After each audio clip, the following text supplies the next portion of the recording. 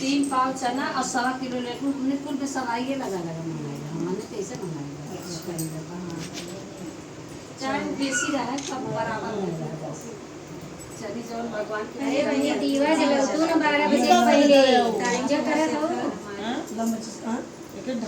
डालना है और रख दो है ये डाल देते हैं ना।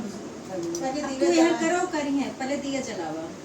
12 बज जाए ना जब पंखा तनी बंद करता रीना।